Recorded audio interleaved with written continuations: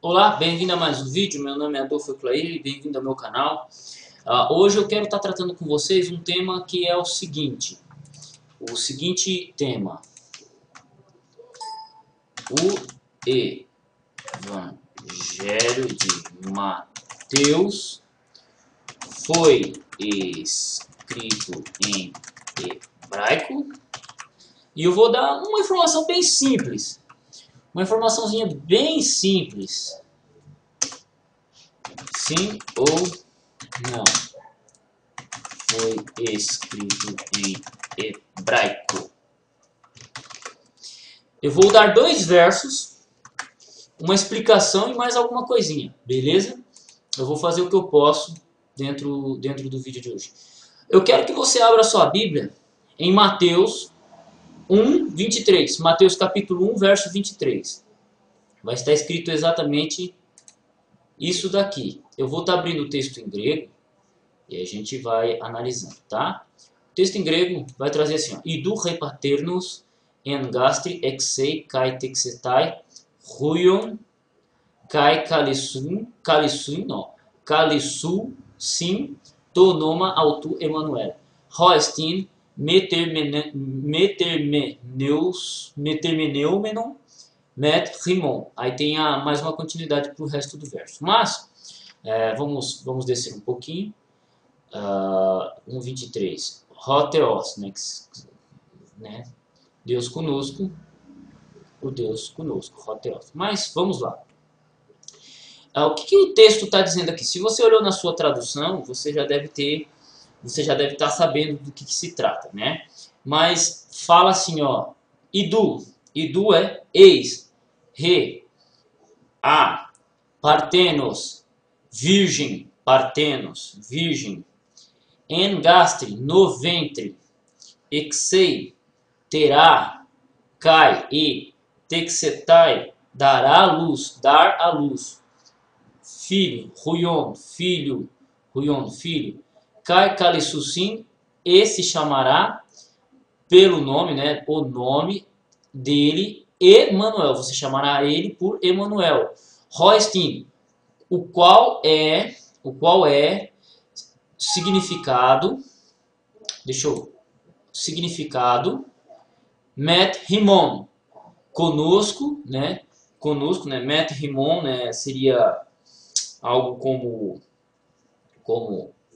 com nós, né, rimon, com nós, hoteos, que é a próxima página, hoteos, Deus conosco. O que esse verso nos diz? Esse texto, é claro que a mentalidade é hebraica, aramaica, né? Você tem aí uma mentalidade de linguística aramaica por trás desse texto, por causa do nome Emanuel. Emanuel é um nome hebraico, né? E você tem ele aramaizado. É um nome de judeu também, né? Então é natural isso aqui. Só que tem um negócio muito engraçado. Se o texto de Mateus fosse escrito em hebraico primeiramente, você não teria esse verso dessa forma aqui. E eis que a virgem dará luz a um filho varão e ele se chamará Emanuel, que significa Deus conosco. Se o texto fosse escrito em hebraico, essa parte, Roestin, metermeneumenon, met rimon theos, o que significa, o qual é significado, o que tem significado de Deus conosco, não teria. Por quê? Automaticamente, quando você tivesse o nome Emanuel, ele já seria traduzido como Deus conosco. Então esse verso aqui, ele seria dessa forma. Um outro verso que nós temos, e até houve um debate sobre o assunto, é Mateus 27, 46. Deixa eu só confirmar aqui com a minha internet. 27:46. Mateus 27:46. Então vamos lá em Mateus 27:46. É claro que eu pesquisei, né? Antes de...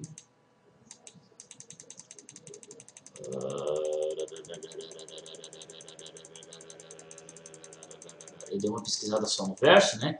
Mas nós vamos olhar ele no texto grego. 26, 27:14, 27:46. Aqui. Perideten enanten oran anebosen ho Jesus phone megali legon Eli Eli lima sabachthani tut estim te e mu Rina time encalipes. O que acontece? Esse verso aqui, como que ele está em português? Vamos, já que está aberto aqui. E perto da hora nona, Jesus exclamou em alta voz, dizendo, Eli, Eli, lama sabachthani. Isto é, Deus meu, por que me desamparaste? Vamos para o texto grego de novo? Olha o texto grego aqui. Ó, acerca, né, próximo da hora nona, né, hora nona, enanten, né, exclamou Jesus, né, com grande voz, fone megali, legon, dizendo, Eli, Eli, lima sabachthani. O que é isso aqui? Isso aqui é uma citação do Salmo 22, né? É uma citação do Salmo 22. Perfeito? O que é, ou o que significa?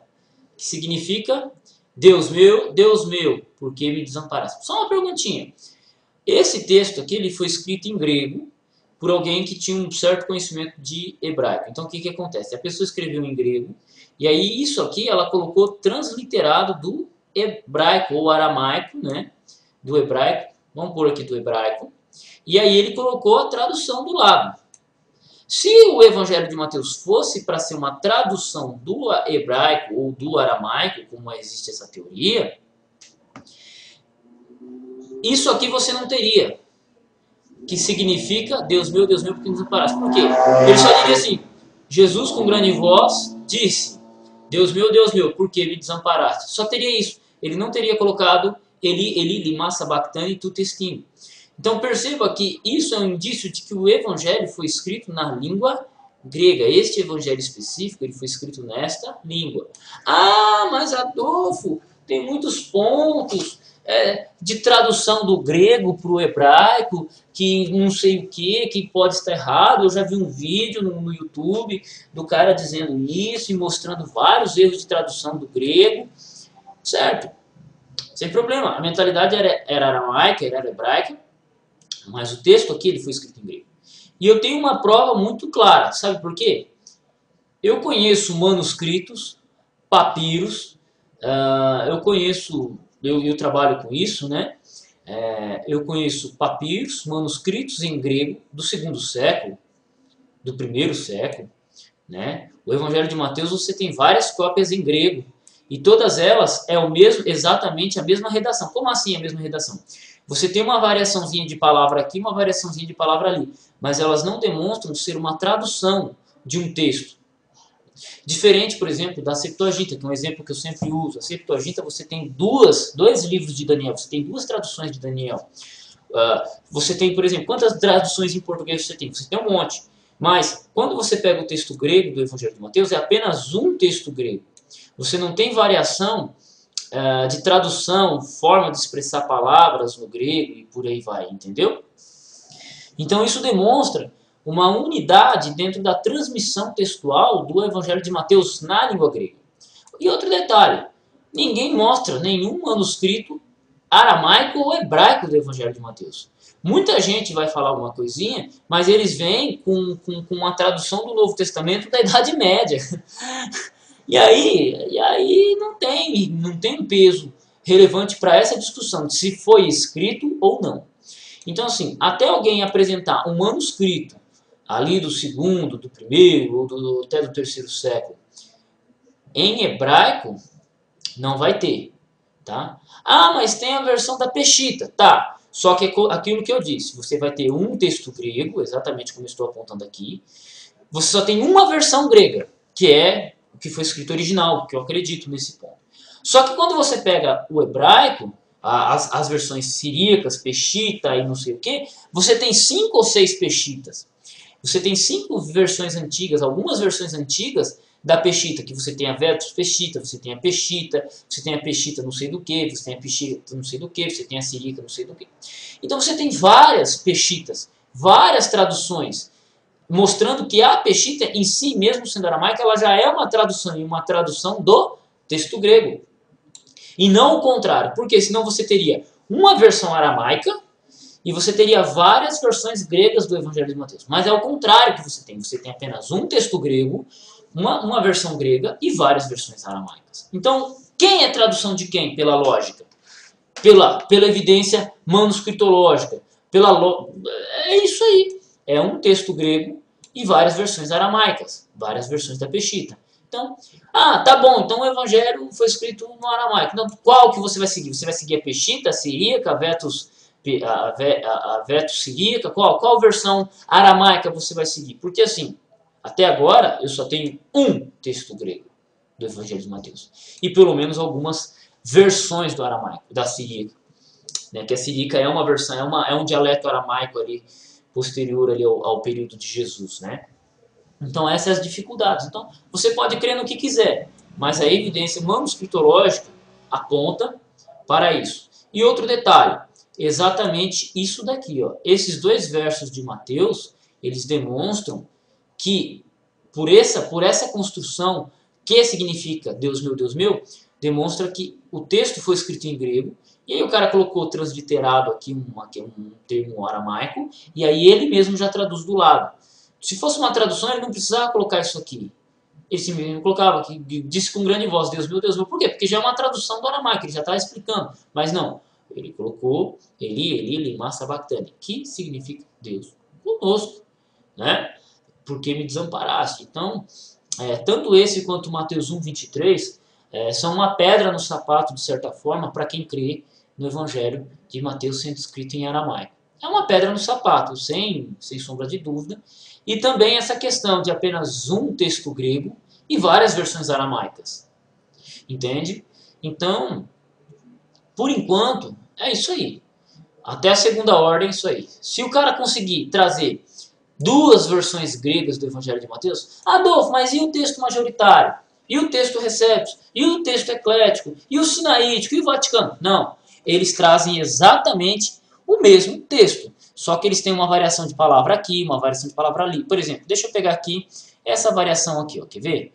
Ó, bisasto, auton, 3. Vamos descer aqui até a nota de rodapé 3. Olha aqui. Auton. Família 35 traz auton, que é isso aqui, auton com ômicron. 99% dos manuscritos trazem auton. Alexandrino, Beza e Washingtonianos. Lembrando que Alexandrino é século V, um dos principais da reconstrução textual. Beza, século V, um dos principais da reconstrução textual. Washingtonianos do século IV. Aí temos aqui a maioria dos manuscritos trazendo, né? Hobson Pierpont, interlinear majoritário, Bíblia Ocidental, Poliglota Complutense, texto receptus. E aí temos a omissão dessa palavra no sinaítico e no Vaticano, que é 0,05, correspondendo a 0,05 da tradução manuscritológica. É o texto impresso no Nestlé Island, ou na quinta edição revisada, ou na quarta. Então perceba, mas isso não demonstra aqui não demonstra uma variação de tradução. Demonstra o quê? Uma omissão. Uma omissão é natural dentro de um manuscrito. Um manuscrito trazer uma palavra mais ou trazer uma palavra menos é natural. Agora, quando você pega uma tradução, você tem um verso inteiro praticamente diferente ou com outras palavras.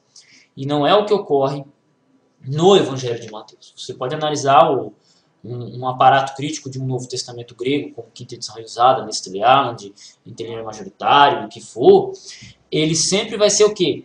Pouca coisa. Por exemplo, ó, olha a variação número 1 aqui, ó, pistel somen.